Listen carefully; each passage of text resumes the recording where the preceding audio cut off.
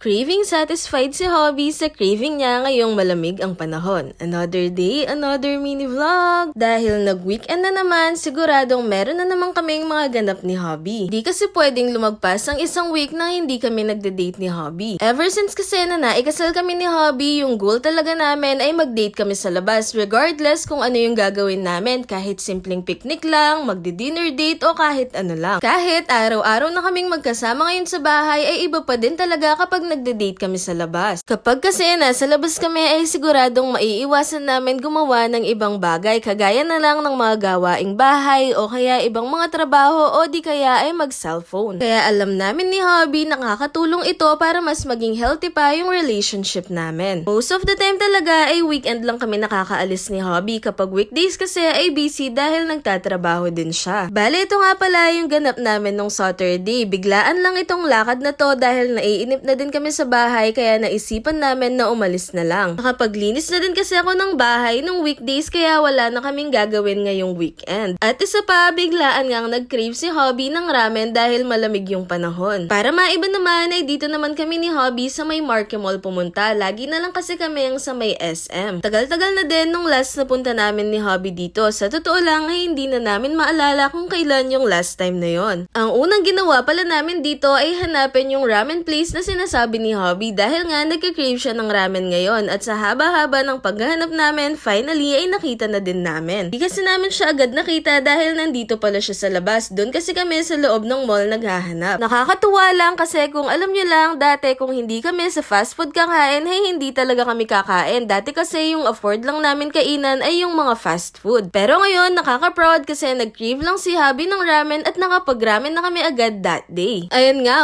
mukhang satisfied naman si Hobby sa mga kinain namin and after naman nun ay lumabas na din kami para maglakad-lakad na muna dito. At nakita nga namin itong fountain na to. Ang cute lang kasi sabi ni Hobby tumatalon daw yung tubig. Bali dito na nga pala kami nagstay ni Hobby habang pinapanood namin yung fountain na to ay nagkakwentuhan lang kami hanggang sa nag-aya siya na tignan daw namin yung arcade dito. Kapag pumupunta nga kami ng mall ni Hobby, hindi pwedeng hindi namin tignan yung arcade. Gustong-gusto kasi ni Hobby na naglalaro sa mga arcade. Ang sabi kasi niya sa akin ay nahi-heal daw yung inner child niya. It is something kasi na hindi niya na-experience nung childhood niya. At sa totoo lang, sa lahat ng arcade na pinuntahan namin, ito na ata yung pinakamaganda. Sobrang ganda ng mga laro dito tapos parang bago pa lahat sila. Ang ganda din ng mga graphics pero medyo pricey lang pero sobrang worth it. Next time ay maglalaro na kami dyan ni Hobby. Hindi lang kami nakapaglaro ngayon dahil oras na din. That drops our Saturday. Kinabukasan naman, syempre ang unang-unang gawain kapag umaga ay ang mag-ayos ng bed. Kapag weekdays naman, minsan nauuna kong gawin yung pag-aayos ng bed pero madalas naman pagkaalis ni Hobby ay dun ko na lang naaayos. Si Hobby nga pala yung nag-ayos ng bed namin ngayon. Pagkatapos naman nun ay naglaba naman kami ni Hobby. Bale, hindi nga pala ako masyadong pagod kapag ka naglalaba. Automatic kasi yung washing machine namin kaya yung e-effortan na lang ay yung pagsasampay. Sobrang thankful ko nga kay Hobby kasi so far lahat naman ng pinangako niya sa akin ay natutupad. Sabi kasi niya noon sa akin ay bibilhan daw niya ako ng automatic na washing machine para hindi ko kailangan maglaba gamit yung kamay. Mabilis kasing masugat yung kamay ko kapag naglalaba. Dahil automatic nga lang yung washing machine kaya iniwan muna ako ni Hobby para magpagupit and after naman namin sa lahat ng gawaing bahay ay umalis na din kami dahil mag-church pa kami. Ito ang bagay na hindi pwedeng mawala sa amin ni Hobby kapag weekend. Every after kasi naming mag-church ay nare-recharge kami at alam namin na ready